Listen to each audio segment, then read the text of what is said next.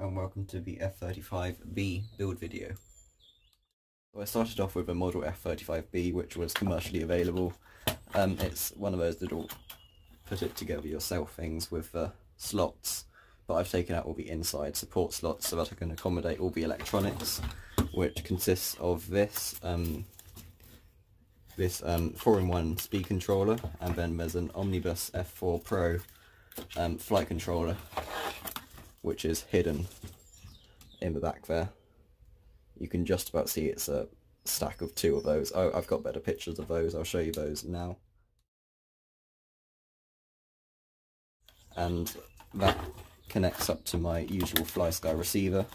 It's the FlySky B receiver because it needs to support PPM, which is, yeah, so that's connected up by one PPM link there. Then there's a camera all the way up the front here, which is positioned where the real F35 has its optical sensing device. That's a downward facing camera because I intend to fly this off a Queen Elizabeth carrier, which I want to make sometime in the future. So I need a downward facing camera just to assist with a landing in FPV. It will also have telemetry, which I'll show you now. So the FPV link has OSD, which has an artificial horizon, so I can fly the drone just using a downward facing camera and the horizon to see its attitude and everything. And then I can it also tell me the height using a barometer in the flight controller, and it should hopefully be flyable just through the FPV link.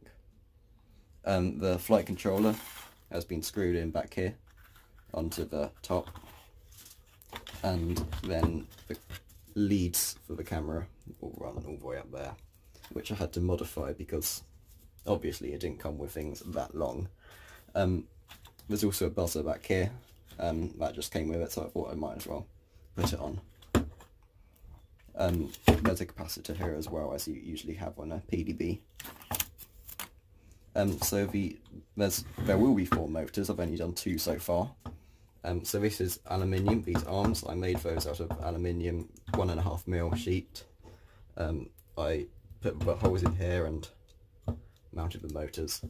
Yeah, so there will be 4. The other 2 will be coming out here. The arm will sort of be disguised under this tail plane and will be somewhere around there. Okay, so a lot has changed. It now has all 4 motors on, and it also flies now.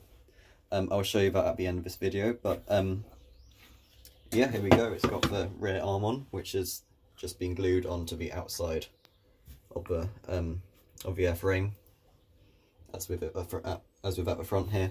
The camera is actually a different one now because we had a bit of a problem with the old speed controller. That's also changed.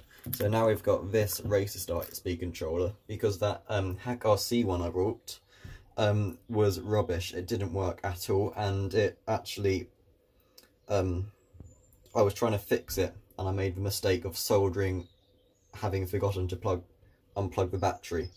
So I sent double the voltage the wrong way round into the old camera there, which wasn't too happy about that, unsurprisingly.